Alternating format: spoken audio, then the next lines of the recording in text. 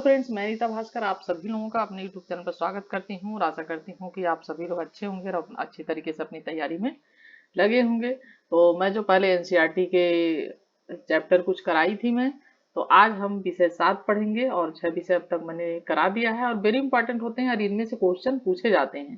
ठीक है, इसमें फैक्ट फैक्ट चीजें जो होती हैं, फैक्ट डाला हो गया होता है और मेन मेन पॉइंट्स होते हैं, तो उसे आपको ध्यान रखना होता है और उन्हीं से क्वेश्चन बनते हैं। एनसीईआरटी से हमेशा क्वेश्चन पूछे जाते हैं, चाहे आप यूपी बीसीएस का एग्जाम दे रहे हो, आईएएस का एग्जाम दे रहे हो या किसी भी आप कोई भी एग्जाम दे रहे हो, एसएससी वगैरह, जिसमें भी आपके जीएस के क्वेश्चन आते हैं, आपकी हिस्ट्री उसमें एनसीईआरटी से ही अधिकतर पूछी जाती है। टीजीटी पीजीटी से लेकर हर एग्जाम के लिए वेरी इंपॉर्टेंट है और जो है 11th 12th इन सब क्लास के लिए तो है ही है। ठीक है, तो एनसीईआरटी से बहुत अच्छी समझ होती है और अच्छी तरीके से हमें समझने का मौका मिलता है और हम अच्छी तरीके से गहराई से विषय को समझ पाते हैं। ठीक है, तो आज थोड़े से पहले मैंने डाले थे कुछ चैप्टर और आज मैं फिर से पढ़ा रही हूँ ये एक साम्राज्य की राजधानी विजयनगर। आज इसके बारे में हम पढ़ेंगे। ठीक है, और वेरी इंपॉर्टेंट टॉपिक है ये और ये इसमें से क्वेश्चन जरूर पूछे जाते हैं।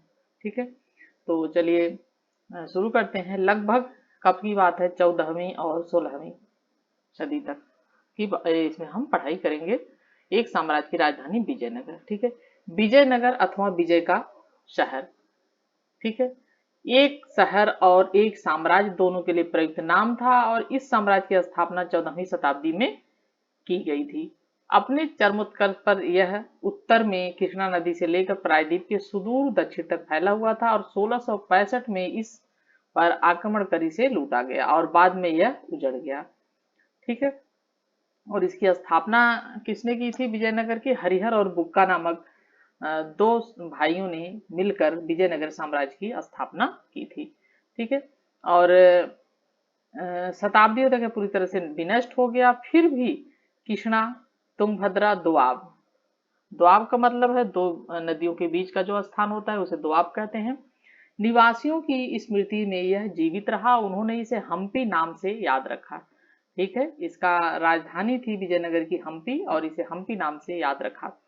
इस नाम का आविर्भाव यहाँ की स्थानीय मातृदेवी पंपा देवी, कौन सी देवी? पंपा देवी के नाम से जुड़ा हुआ था और इन मौखिक परंपराओं के साथ साथ पुरातात्विक खोजों, स्थापत्य के नमूनों, अभिलेखों तथा अन्य दस्तावेजों ने विजयनगर साम्राज्य को पुनः खोजने में विद्वानों की सहायता की थी। ठीक है, 1565 में जो इसे लूटा गया था और तालीकोटा का युद्ध के नाम से जाना जाता है, तालीकोटा का युद्ध भी कहते हैं और उसे राजसी तंगड़ी का भी युद्ध कहा जाता है। ठीक है, 1565 में तालीकोटा का युद्ध हुआ था। ठीक है, और हम चलते हैं अब हम्पी की खोज पे। तालीकोटा का युद्ध कहते हैं और ये 1565 ईस्वी में हुआ था। ठीक है, हम्पी की खोज और विजयनगर के थोड़ा से भी देखते चल रहे। विजयनगर के शहर के चारों ओर बनाई गई पत्थर की दीवार का एक भाग है ये। ठीक है, ये भाग है हम्पी की खोज। हम्पी के जो भग्नावशेष हैं 1800 ईस्वी में एक अभियंता तथा पुरातत्वविद कर्नल कॉलिन मैकेंजी द्वारा, ठीक है, क्या नाम था? कर्नल कॉलिन मैकेंजी द्वारा प्रकाश में लाया गया। मैकेंजी ने यानी खोज की इसकी। मैकेंजी जो ईस्ट इंडिया कंपनी में कार्यरत थे ने इस स्थान का पहला सर्वेक्षण मानचित्र तैयार किया और उनके द्वारा हासिल शुरुआती जानकारियां विरूपाक्ष मंदिर, वेरी इंपॉर्टेंट मंदिर है ये, एग्जाम में आता है, विरूपाक्ष मंदिर तथा पंपा देवी के पूजा स्थल के पुरोहितों की स्मृतियों पर आधारित थी। कालांतर में 1856 ईस्वी में छाया चित्रकारों ने यहाँ के भवनों के चित्र संकलित करने आरंभ किए, जिससे शोधकर्ता उनका अध्ययन कर पाए। 1836 से ही अभिलेखकर्ताओं ने यहाँ और हम्पी के अन्य मंदिरों से कई दर्जन अभिलेखों को इकट्ठा करना आरंभ कर दिया था। इस शहर तथा साम्राज्य के इतिहास के पुनर्निर्माण के प्रयास में इतिहासकारों ने इस स्रोतों का विदेशी यात्रियों के वृतांतों, तेलुगु, कन्नड़, तमिल और संस्कृत में लिखे गए साहित्य से इसका मिलान किया था। ठीक है, इस तरीके से हम्पी की खोज हुई थी। एक साम्राज्य की राजधानी विजयनगर। ठीक है, कॉलिन मैकेंजी, कॉलिन मैकेंजी क्या कह रहे हैं? 1754 ईस्वी में, 1754 ईस्वी में जन्मे कॉलिन मैकेंजी ने एक अभियंता, सर्वेक्षक तथा मानचित्रकार के रूप में प्रसिद्धि हासिल की थी और 1815 में उन्होंने भारत का पहला सर्वेयर जनरल बनाया गया था और 1821 में अपनी मृत्यु तक वे इस पद पर बने रहे थे। भारत के अतीत को बेहतर ढंग से समझने और उपनिवेश के प्रशासन को आसान बनाने के लिए उन्होंने इतिहास से संबंधित स्थानीय परंपराओं का संकलन तथा ऐतिहासिक स्थलों का सर्वेक्षण करना प्रारंभ किया था। और वे कहते हैं कि ब्रिटिश प्रशासन के सुप्रभाव में आने से पहले दक्षिण भारत खराब प्रबंधन की दुर्गति से लंबे समय तक जूझता रहा। उनका कहना है कि जब तक ब्रिटिश प्रशासन नहीं आया था, उसका प्रभाव नहीं हुआ था, तब तक दक्षिण भारत में इसकी स्थिति जो है बहुत, वहां की व्यवस्था थी, प्रबंधन था, बहुत ही खराब था और वह दुर्गति उसकी हो रही थी और लंबे समय तक इस दुर्गति से वह जो है जूझता रहा। विजयनगर के अध्ययन से मैकेंजी ने को यह विश्वास हो गया कि कंपनी स्थानीय लोगों के अलग अलग कबीलों, जो इस समय भी जनसंख्या का एक बड़ा हिस्सा थे, को अब भी प्रभावित करने वाले इनमें से कई संस्थाओं, कानूनों तथा रीति रिवाजों के विषय में बहुत महत्वपूर्ण जानकारियां हासिल कर सकती थी। ठीक है। और मैकेंजी और उनके सहायक, ये आप देख रहे हैं ये तस्वीर, मैकेंजी और उनके सहायक। यहाँ चित्रकार थॉमस हिक्की द्वारा बनाए गए तैल चित्र का किसी अज्ञात चित्रकार द्वारा बनाया गया प्रतिरूप है और यह लगभग 1825 ईस्वी का है। Royal Asiatic society of Britain and Ireland के संकलन से संबद्ध है। मैकेंजी के बाईं ओर दूरबीन थामे उनका चपरासी इस्नाजी और दाईं ओर उनके ब्राह्मण सहायक हैं। ठीक है, बाईं ओर उनका चपरासी है और दाईं ओर उनके ब्राह्मण सहायक हैं। ठीक है, और एक जैन पंडित दाईं ओर, उनके पीछे तेलुगु ब्राह्मण कावलेरी वेंकट लक्ष्मैया। ठीक है, उनका नाम है। दूसरा पॉइंट है हमारा राय नायक तथा सुल्तान। परंपरा और अभिलेखित साक्ष्य के अनुसार विजयनगर साम्राज्य की स्थापना दो भाइयों, किसने की थी, मेरी इंपॉर्टेंट, हरिहर और बुक्का ने की थी। कब की थी, 1336 ईस्वी में की थी। ठीक है, ये आपको याद रखना है। हरिहर और बुक्का दो भाई थे जिन्होंने इसकी स्थापना की थी 1336 ईस्वी में। इस साम्राज्य की अस्थिर सीमाओं में अलग अलग भाषाएं बोलने वाले तथा अलग अलग धार्मिक परंपराओं को मानने वाले लोग रहते थे। अलग अलग भाषाएं बोलते थे, अलग अलग उनकी धार्मिक परंपराएं थे, वो लोग रहते थे। अपने उत्तरी सीमाओं पर विजयनगर शासकों ने अपने समकालीन राजाओं, जिनमें दक्कन के सुल्तान तथा उड़ीसा के गजपति शासक शामिल थे, उर्वर नदी घाटियों तथा लाभकारी विदेशी व्यापार से उत्पन्न संपदा पर अधिकतर अधिकार के लिए संघर्ष किया। साथ ही इन राज्यों के बीच से संपर्क से विचारों को आदान प्रदान विशेष रूप से स्थापत्य के क्षेत्र में होने लगा। विजयनगर के शासकों ने अवधारणाओं और भवन निर्माण की तकनीकों को ग्रहण किया था और जिन्हें उन्होंने आगे और विकसित किया। इस साम्राज्य के कई भागों ने पहले शक्तिशाली राज्यों जैसे तमिलनाडु में चोलों और कर्नाटक में होयसल वंश, ठीक है, चोल करना तमिलनाडु में और कर्नाटक में होयसल के राज्य का विकास देखा था। इन क्षेत्रों के शासक वर्ग ने विशाल मंदिरों जैसे तंजाउर के बृहदेश्वर मंदिर, ठीक है, कहाँ पे मंदिर है बृहदेश्वर मंदिर, तंजाउर में। ठीक है, और इस एग्जाम में आता है ये। ठीक है, तो जो मैं पॉइंट इस पे अंडरलाइन कर रही हूँ और बता रही हूँ इंपॉर्टेंट है, उसे जरूर आपको नोट कर लेना है और ये एग्जाम में पूछे जाते हैं। ठीक है, तंजाउर मंदिर बेलूर के चन्न केशव मंदिर को संरक्षण प्रदान किया था। विजयनगर के शासकों, जो अपने आप को राय कहते थे, ने इन परंपराओं को आगे बढ़ाया, जैसा कि हम देखेंगे उन्हें नई ऊंचाइयों तक उन्होंने पहुंचाया। ठीक है, और ये देखिए मंदिर, ठीक है, ये देख रहे हैं कितना सुंदर मंदिर बना हुआ है। चलिए, तंजाउर में बृहदेश्वर मंदिर का गोपुरम अथवा प्रवेश द्वार है, कितना सुंदर प्रवेश द्वार है, गोपुरम अथवा प्रवेश द्वार तंजाउर मंदिर का। चलिए, हाथी, घोड़े और लोग। गजपति का शाब्दिक अर्थ हाथियों का स्वामी होता है। क्या होता है, हाथियों का स्वामी होता है गजपति का। 15वीं शताब्दी में उड़ीसा के एक शक्तिशाली शासक वंश का यही नाम था।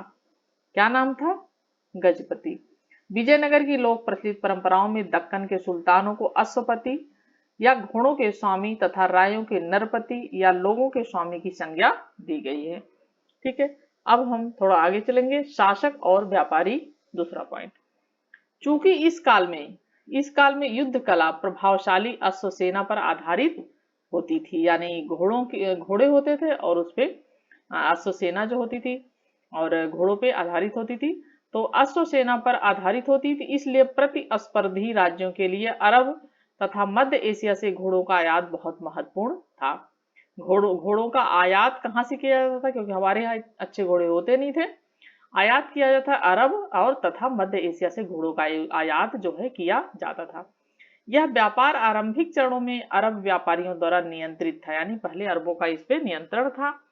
व्यापारियों के स्थानीय समूह जिन्हें कुदिरई, ठीक है, चट्टी, कुदिरई चट्टी अथवा घोड़ों के व्यापारी कहा जाता था। तो क्या कहा जाता था, कुदिरई चट्टी, घोड़ों के व्यापारी को, ठीक है, कहा जाता था। फिर इन विनिमयों में भाग लेते थे, ठीक है। 1498 ईस्वी से कुछ और लोग पटल पर उभर कर आए, ये पुर्तगाली थे, ठीक है। 1498 ईस्वी में पुर्तगाली आए, जो उपमहाद्वीप के पश्चिमी तट पर आए और व्यापारिक तथा सामरिक केंद्र स्थापित करने का प्रयास इन्होंने किया। उनकी बेहतर सामरिक तकनीक, विशेष रूप से बंदूकों के प्रयोग ने उन्हें इस काल की उलझी हुई राजनीति में एक महत्वपूर्ण शक्ति बनकर उभरने में सहायता की थी, ठीक है। और विजयनगर भी मसालों, वस्त्रों तथा रत्नों के बाजारों के लिए प्रसिद्ध था। ऐसे शहरों के लिए व्यापार एक प्रतिष्ठा का मानक माना जाता था। यहाँ की समृद्ध जनता महंगी विदेशी वस्तुओं की मांग करती थी, विशेष रूप से रत्न और आभूषण, ठीक है। किसकी मांग करती थी, रत्न और आभूषणों की मांग करती थी यहाँ की जनता, जो कि विदेश से आती थी। दूसरी ओर व्यापार से प्राप्त जो राजस्व होता था, राज्य की समृद्धि में उसका महत्वपूर्ण योगदान होता था। तो जो राजस्व प्राप्त होता था, उससे राज्य की समृद्धि में उसका महत्वपूर्ण उपयोग किया जाता था और महत्वपूर्ण योगदान देते थे, ठीक है। नेक्स्ट क्वेश्चन है, नेक्स्ट पॉइंट है हमारा, एक साम्राज्य की राजधानी विजयनगर, ठीक है। ये हमारा टॉपिक चल रहा है और हम पढ़ेंगे नेक्स्ट इसमें पॉइंट, राज्य का चरमोत्कर्ष तथा पतन, ठीक है, नेक्स्ट टॉपिक। और राजनीति में सत्ता के दावेदारों में शासकीय वंश के सदस्य तथा सैनिक कमांडर शामिल थे। पहले राजवंश जो संगम वंश कहलाता था, पहले जो राजवंश था वो संगम वंश कहलाता था, ने 1485 तक नियंत्रण रखा। उन्हें सुलुओं ने उखाड़ फेंका था, ठीक है। संगम वंश को क्या किया था, सुलु वंश ने उखाड़ फेंका था। और जो सैनिक कमांडर थे वे 1503 तक सत्ता में रहे। इसके बाद तुलु वंश के लोग ने उनका स्थान ले लिया, ठीक है। पहले संगम वंश, फिर सुलु वंश, उसके बाद ये तुलु वंश, ठीक है। कृष्णदेव राय किस वंश के थे, ये तुलु वंश से के थे कृष्णदेव राय। और वेरी इंपॉर्टेंट पॉइंट है, ये पूछा जाता है कृष्णदेव राय किस वंश से संबंध थे, ते तुलु वंश से संबंधित थे कृष्णदेव राय। कृष्णदेव राय के शासन की चारित्रिक विशेषता विस्तार और दृढ़ीकरण था। इसी काल में तुंगभद्रा और कृष्णा नदियों के बीच का क्षेत्र जो था रायचूर और दोआब रायचूर और हासिल किया गया 1512 ईस्वी। उड़ीसा के शासकों का दमन किया गया 1514 तथा बीजापुर के सुल्तान को बुरी तरह पराजित किया गया।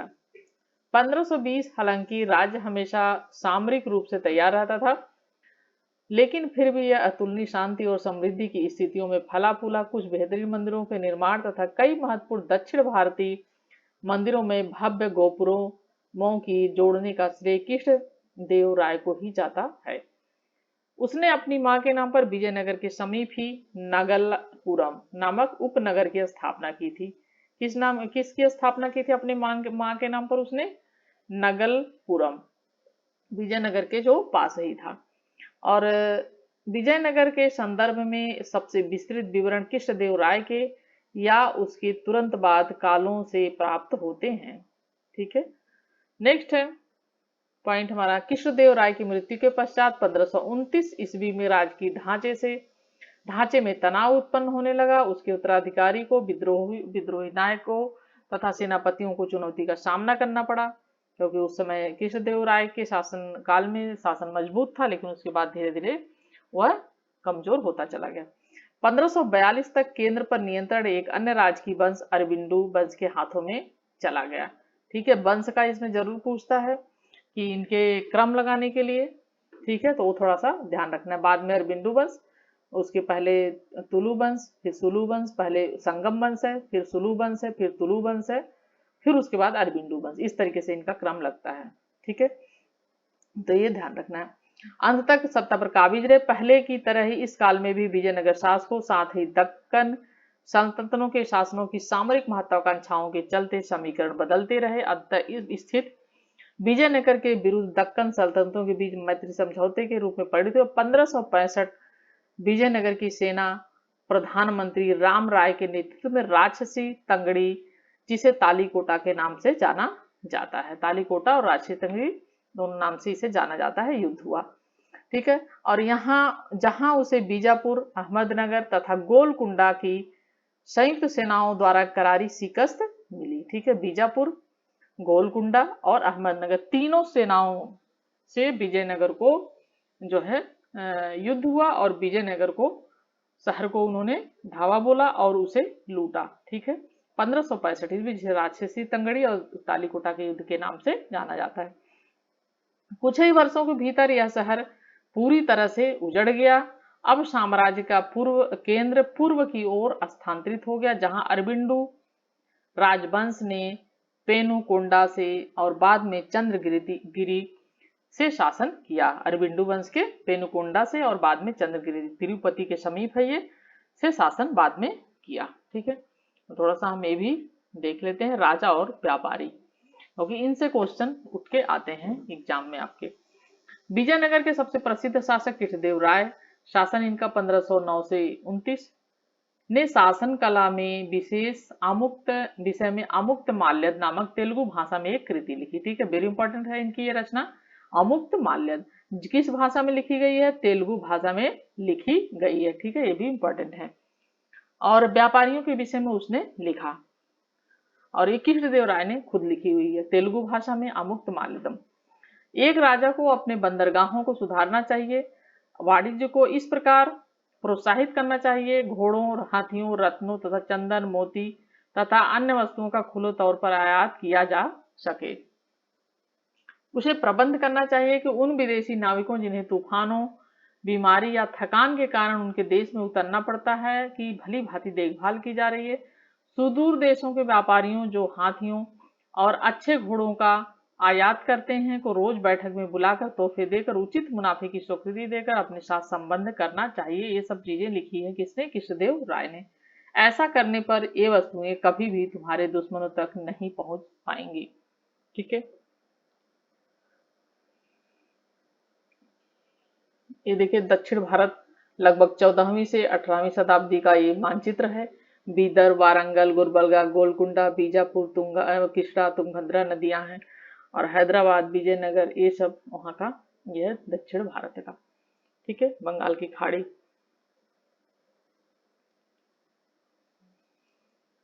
नेक्स्ट है पॉइंट, हालांकि विजयनगर शहर के विध्वंस के लिए सुल्तानों की सीमाएं उत्तरदायी थी, फिर भी सुल्तानों और रायों के संबंध में धार्मिक मान्यताएं होने पर भी हमेशा अपरिहार्य रूप से शत्रुतापूर्ण नहीं रहे।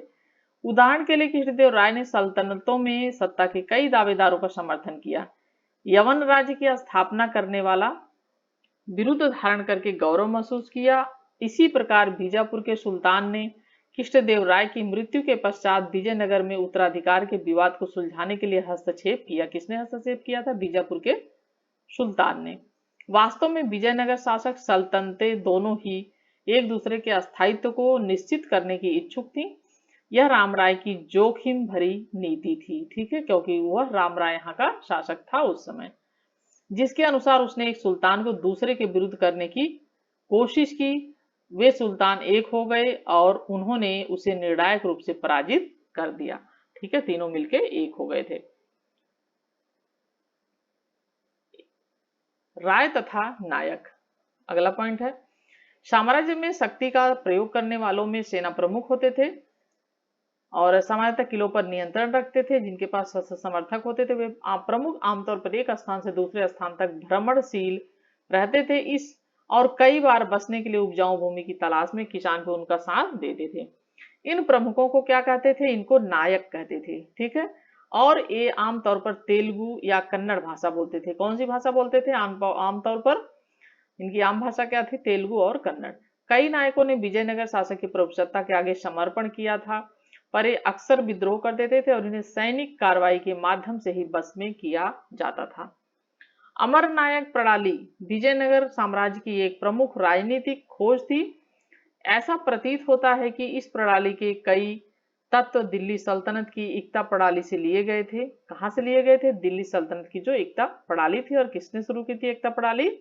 इल्तुतमिश ने। ठीक है। इल्तुतमिश ने एकता प्रणाली शुरू की थी, एकता व्यवस्था इल्तुतमिश। और अमरनायक सैनिक कमांडर थे तथा जिन्हें राय द्वारा प्रशासन के लिए राज्य क्षेत्र दिए जाते थे। वे किसानों, शिल्पकर्मियों तथा व्यापारियों से भू राजस्व और अन्य कर वसूल करते थे। राजस्व का कुछ भाग व्यक्तिगत उपयोग तथा घोड़े और हाथियों के निर्धारित दल के रख रखाव के लिए अपने पास रख लेते थे। घोड़े और हाथियों की रख रखाव के लिए दल विजयनगर शासकों को एक प्रभावी सैनिक शक्ति प्रदान करने में सहायक होते थे, जिसकी मदद से उन्होंने पूरे दक्षिणी प्रायद्वीप को अपने नियंत्रण में ले लिया। राजस्व का कुछ भाग मंदिरों, सिंचाई के साधनों के रखरखाव के लिए खर्च किया जाता था।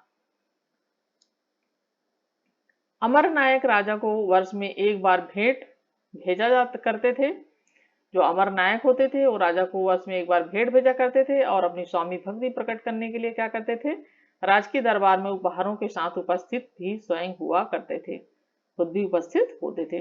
राजा कभी कभी क्या करता था? उन्हें एक से दूसरे स्थान पर स्थानांतरित कर उन पर अपना नियंत्रण दर्शाता रहता था। ठीक है। तत्पर 17वीं शताब्दी में इनमें से कई नायकों ने अपने स्वतंत्र राज्य स्थापित कर लिए थे। इसी कारण केंद्रीय राज की ढांचे का विघटन तेजी से होने लगा था। ठीक है।